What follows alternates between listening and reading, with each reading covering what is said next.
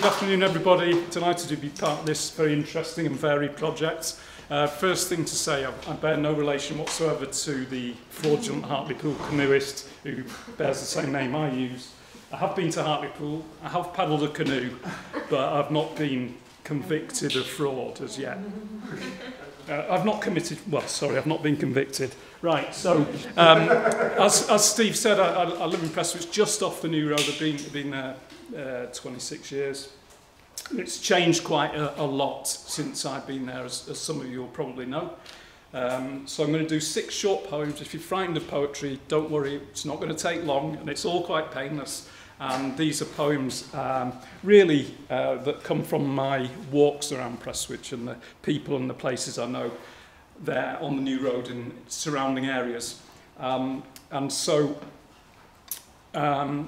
some people have heard this before. So yeah, as a 7th division semi-professional poet, obviously extremely wealthy, quite famous. And when I go on my walks, my security people do advise me to go as early as possible to avoid the risk of kidnap or worse. Of course, there's a paparazzi and all the rest of it to contend with as well. So I leave my multi-million-pound mansion and set off down towards Bury New Road, and the first people I drop in to see are old friends of mine, Frank and Margaret. Now, I don't know that's their name because they've never told me, but I do pop in and have a cup of tea with them.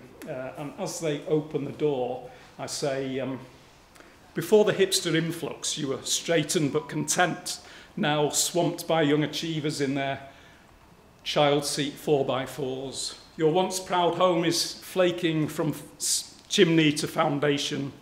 A gentle wolf could blow it to the ground. You shuffle from the door to your 12-year-old Fiesta. Your clothes are hanging off you, black and flecked with dust. You could be Frank and Margaret, Peregrine and Jean, Dorothy and Benjamin, Christopher and Joan. But you dance with vim when the door is shut. Joy whisk around the room. Miles Davis tooting on the gramophone. Cheers. You're too kind. Actually, I've not seen them much lately. So I go around the cars outside, but they're not answering the door. Now, my wife suggests I've outstayed my welcome there, but I just think they've been on holiday for the last 18 months or so. I'll leave that one with you. So yeah, from Frank and Margaret's a terrible tea they make as well. It's too milky and full fat milk, a bit greasy. Down the road there towards the new road, and hit the new road, which is, as you know, an early morning home for grounded pigeons and magpies picking at last night's discarded chips. By the shop of beards and expensive lentils for displaced BBC hopefuls, past the pub door crumbling lintel, charity shops with £5 bargain jackets, bus stop Darren asks for a smoke. Opposite, the crack of dawn newsagent puffs his cheeks, greets the early morning mitherer reluctantly, passes him yesterday's butties with a grin, slim chance of a lottery win, prospects dim as the half-light over junction 17 gives way to snow, sleet, wind, then baubles of snow sticking to the suicide prevention fence. One last grip before it slips.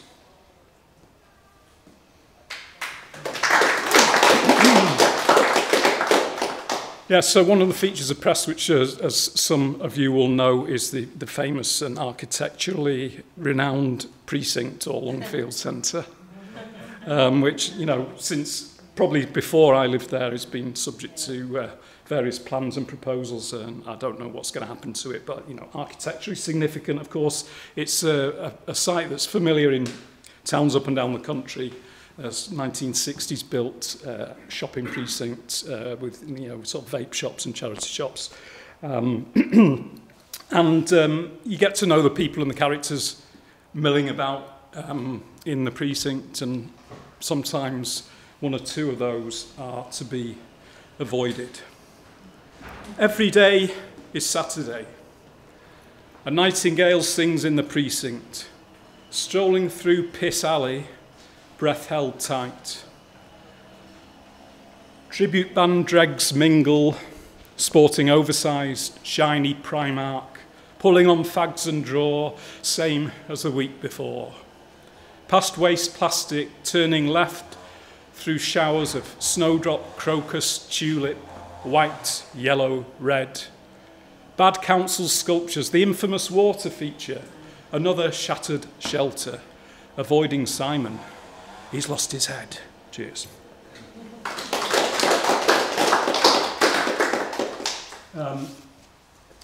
This is a fairly new one, so I'm going to read from it because I won't remember it. There is a character in the precinct, and I don't know him, so I'll just imagine his horrible phrase people use nowadays, backstory, what he's doing there, and I've decided that he's an antique dealer fallen on hard times. And he's hatted with a taupe tea cosy, scraping oversized shoes, dragging a mauve-wheeled suitcase through the precinct of pigeon spikes and early closed bank. This is a friendly face thing, says the toothy model in the window. Banking on your terms. He trawls through cancer research, Heart Foundation and Headway for valuable gems. The felted hat from Georgian times, Elizabethan Beano annuals, a floaty chemise from Napoleonic France, Henry's pewter tankard, a cracked cup, papal visit 1982.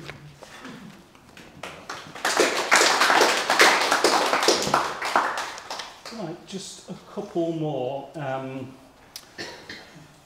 So from the precinct to my walks, I tend to, I'm walking really between Bury New Road and Bury Old Road, but I'm counting this as part of my poems about Bury New Road. And as I said before, a lot of my poems refer to ginnels and making turns and stuff, because that's what I do on my walks, and everywhere's got ginnels, hasn't it? And this poem is about one such ginnel. And I referred to my security people before. I've got six or eight security staff protecting me from paparazzi and kidnappers and the like.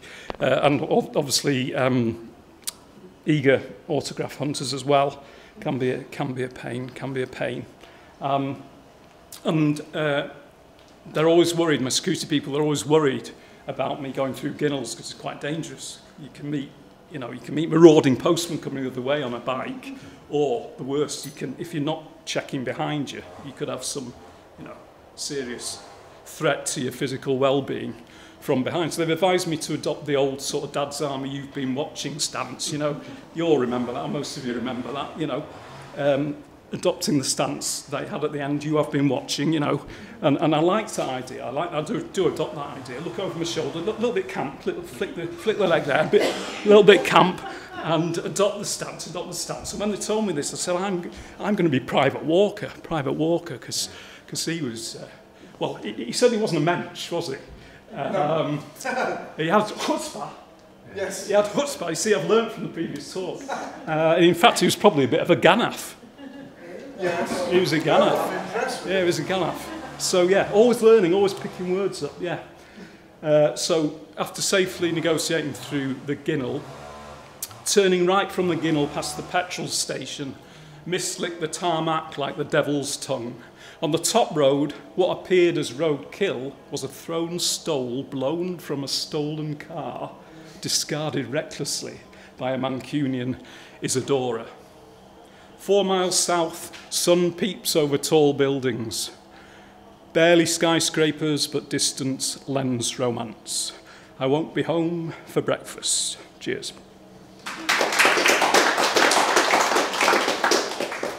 Thanks for listening. I'm going to finish with this poem, which did garner some reaction when I did it earlier. Positive reaction, I suggest. Adult themes, possible trigger, but, this is art. This is about Bury New Road leading up to Junction 17, as a lot of these poems are. It's called Cuckoo. They jump from bridges round here, get blamed for delaying the traffic, tie blooms to the railings and leave them to wither, to remind us we die if we need to remember. 3 days for the flowers to wilt, one less in the swelt of the summer. Dead heads bow brown in a semblance of grief for the blood and bone bedlam that played out beneath. They name bars after illness round here. Like it's funny how many go cuckoo. In the town full of strangers who self-medicate, the CPN made her referral too late. In estate agents' bluster, it isn't made clear. They jump from bridges round here. Thank you very much for listening. Enjoy the rest of the day. Thank you.